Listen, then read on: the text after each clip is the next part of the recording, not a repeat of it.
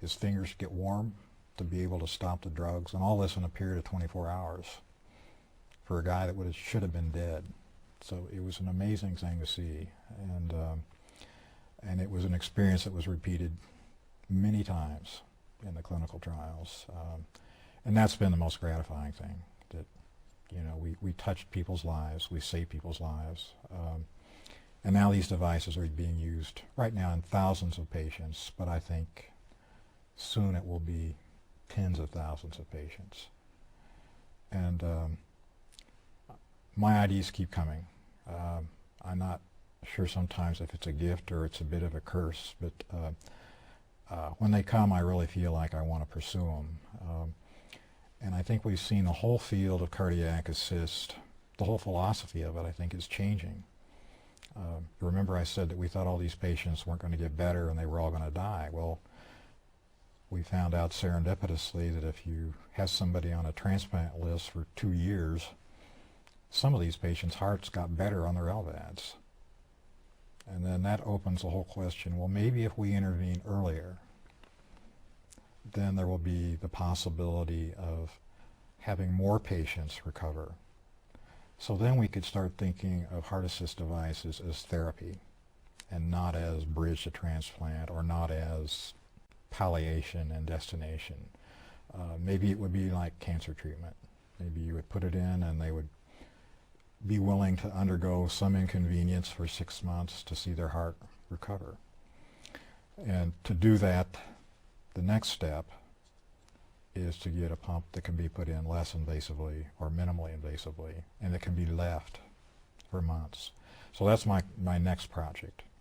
I'm working on basically a self-contained version of the hemo pump, all designed with computer now, and all of it works much better than the original one. The computers really do make a difference. And this device then can be placed through a vein or through a very small operation and provide not full flow, but most of these patients don't need full flow. That's one of the other big discoveries. To just pump 2 or 3 liters really is enough for a lot of people. And if we can do that in patients that are class 3, then, I mean, I personally know 2 young women that have class 4 congestive heart failure. One of them a postpartum heart failure and another one idiopathic. And their prospects are not good. Even with transplant, they might get 10 years, so I think there's a lot of patients that could benefit from this approach. Well, there's no question your bottom line is helping people. You have a very creative part of your brain, which many of us do not have but would like to have. And just sitting here wondering about what is your genetic background. Do you have engineers in your family, doctors in your family? How does your wife and children look at you? Are you just dad and husband? Well, or? I think to answer the first part, I had a lot of really good mentors in my growing up. In fact, I'd like to do some of that, as I get approaching quasi-retirement. But my grandfather only had a high school education, but he was an inventor, and he was always tinkering and building things. He was a carpenter. I learned woodworking from him.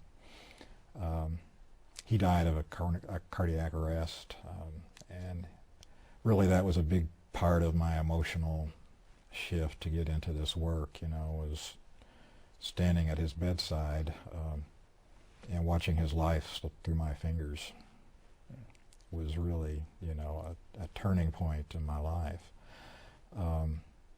My parents, particularly my mother, whom I just lost, was always very nurturing of what her kids were doing. So I was the one that got the lawnmower that didn't run. She was bring home an article about grinding telescope mirrors, and I'd do that in my bedroom. And so I always had projects. I was always tinkering and thinking. There was a neighbor across the street that was an engineer that took me under his wing. So I had a lot of things going for me when I was growing up. Well, that's wonderful. Well, Dr. Wampler, thank you for bearing your soul and your heart to us. telling us about your wonderful work and your pioneering work. And we certainly wish you many, many more inventions and years of doing this. Well, thanks, and I'm very excited about these new projects. I'm working with a really good group, and I think there's a lot of promise. And right now, there's nobody else working on minimally invasive cardiac assist, so I think the future's bright for it. As again, you are pioneering something that no one else wants to do. Terrific. Well, thanks. Would you just comment on the influence that formal meetings and sidebar conversations over a cup of coffee in your area has helped you? Well, there have been a lot. Hopefully I can remember a couple for you. One thing I will say is that there were a lot of people that, as time went on, believed in rotary blood pumps, but you don't hear their names much at meetings. One of them is Leonard Golding at the Cleveland Clinic Foundation. Leonard was interested in rotary blood pumps maybe even before I was. He was a practicing cardiac surgeon when I met him.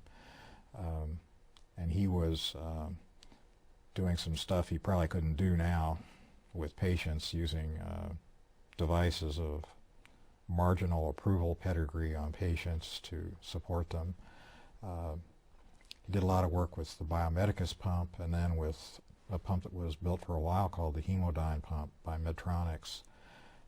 And the men that developed that pump, Bernstein and Dorman, they did some incredible work back in the late 50s and early 60s on the effects of the prolonged pumping of blood and the physiologic effects of pumping blood, which I found and, of course, latched onto them because they were one of the few places where I had any affirmation that what I was thinking wasn't utterly crazy.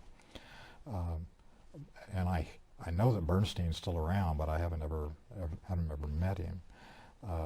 Leonard's big contribution was running experiments with non-pulsatile flow in chronic animals. So he put these Hemodyne pumps in calves, right and left heart, tied off the pulmonary artery and the aorta, and ran these as long as 100 days with no pulse at all.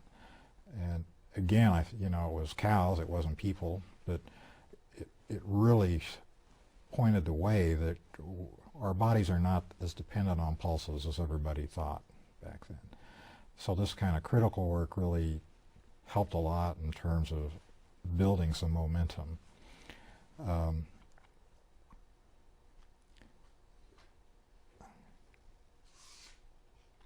Then at the meetings, of course the ASAIO is a totally different meeting than it used to be. Back then there were lots of adventurers and pioneers, and people were doing some very edge things, so it was very exciting to go to those meetings, and there were several government contractors that were working on some very exciting new ideas. There were a lot of colorful people, not the least of which was Adrian Kantrowitz, who had a really good stage presence and a very dry sense of humor. And I was always gratified that he was so supportive of my work, even though we were kind of competitors in the field.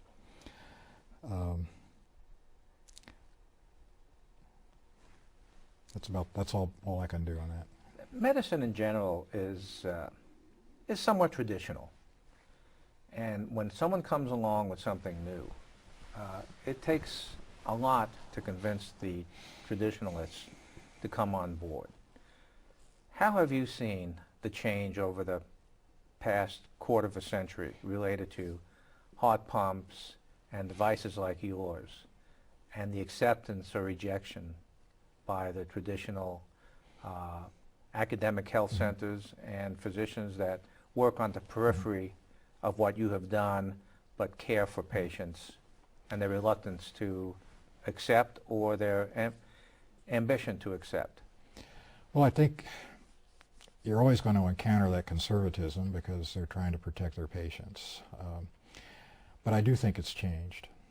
I think so many new things have happened that people have more of a willingness to look at new ideas and to consider new things.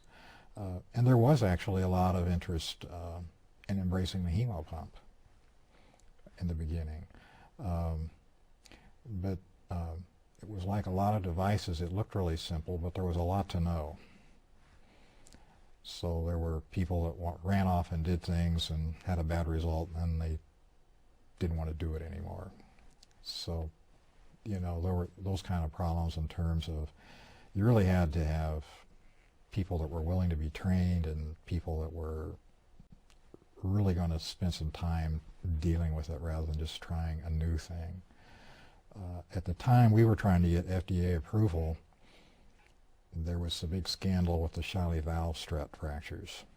You know, and this was a valve that, you know, you could have had another valve, but you had a Shiley valve, and somebody didn't do their homework on the stress analysis, and parts broke off, and people died pretty much like a gunshot to the chest. And then it turned out that Shiley really hadn't been very forthcoming with the FDA, and the next thing you see Senate hearings and surviving spouses sobbing on the witness stand. And so the FDA was in no mood to take a chance on a new technology. So they were extremely rigorous with us and very cautious, and killed the trial, really.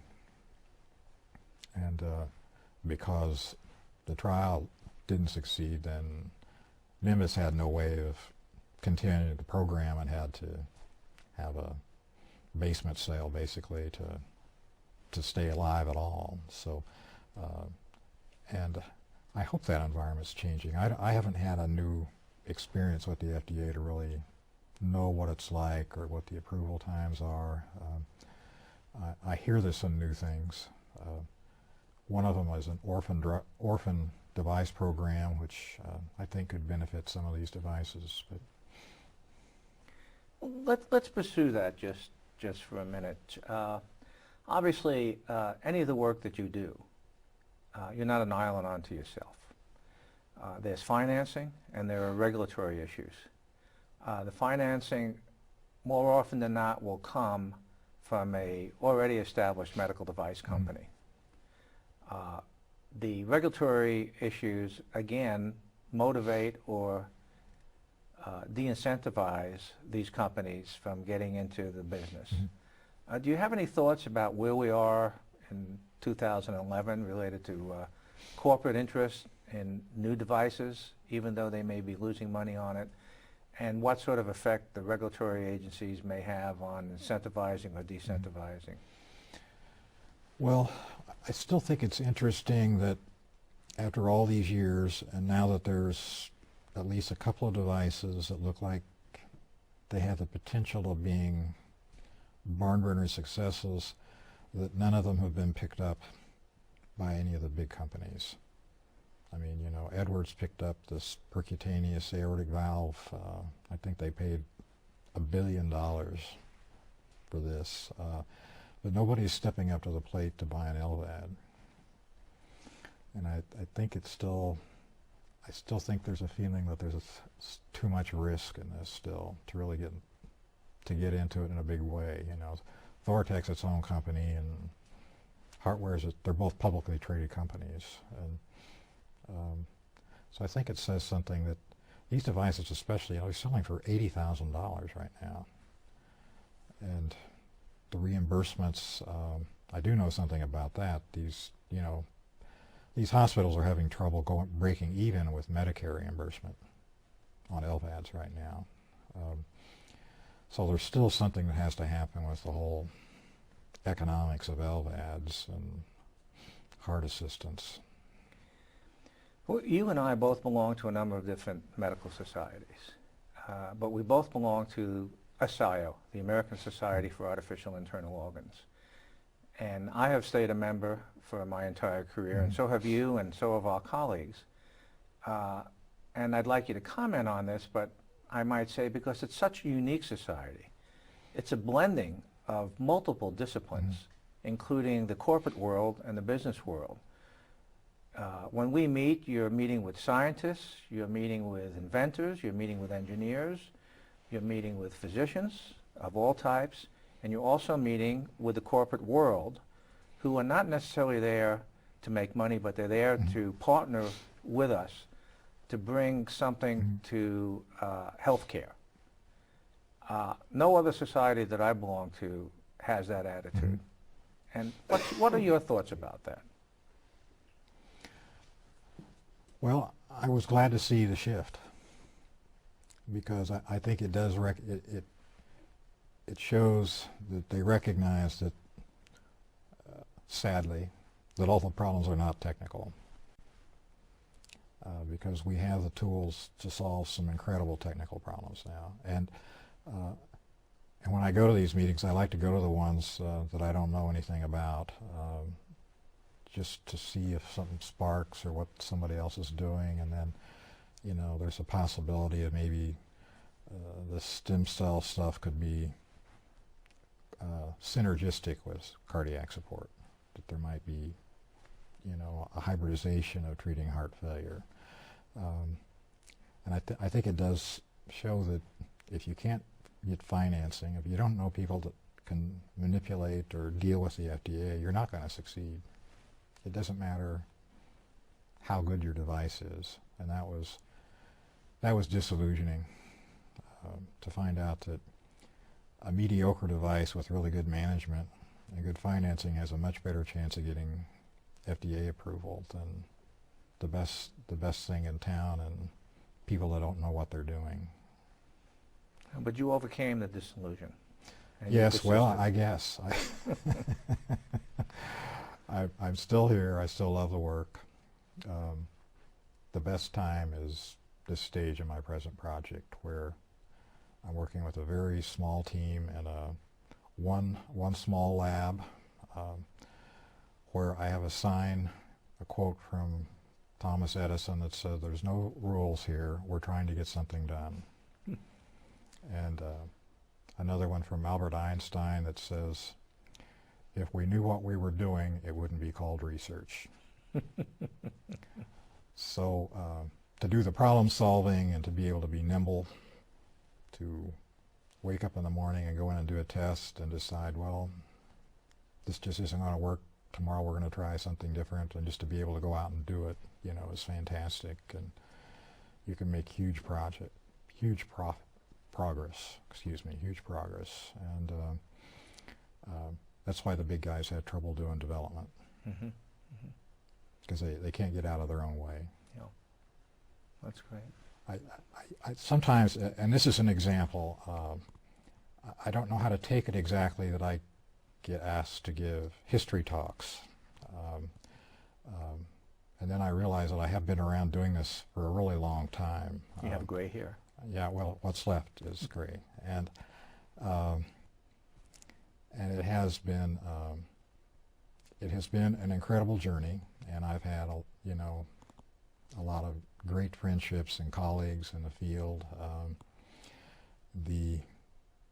Fortunately, and I know this sounds a little bit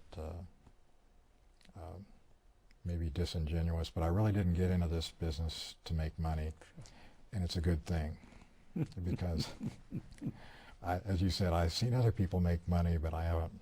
I've made a living, but I never really cashed in. But that wasn't why I did it. Of course. And the real satisfaction has been meeting patients that have my devices. And I met a patient in Louisville. I went to see him when he was on one of my devices, and he was awake. And I said, "Well, Dr. King, my name's Rich Wampler. I'm a doctor, and I invented this pump that's in your chest." And he was so grateful. It's just, you can't imagine, and all of this because of, going to Egypt, to just having ideas, and then having just the persistence to make it happen, has really made it all worth it. And and it has been my privilege to be a part, and I'm grateful to be a part, and I'm glad I lived long enough to see it all start to really happen, because 5 years ago I don't think many of us thought it was really going to happen, as recently as 5 years ago. that it's really got traction. And I've met 2 patients in Sacramento just in my normal daily activities, not going to the hospital. I met somebody, a neighbor of a friend of mine's got a HeartMate 2. And I met somebody at a picnic. So it really is happening, and it really is gratifying, and I'm glad to have made a difference with it, and I look forward to even more in the days to come. Well, it's absolutely amazing. I remember very fondly many late-night phone calls that we would have conversations about things, and I'm sure many other folks had these conversations with you, and I'm just delighted that you're here and that I'm able to be here asking you these questions. So this is great. Okay, well, thanks so much for the opportunity, and these are things that I really wanted to say, and maybe somebody will look at this tape and get something out absolutely. of it someday.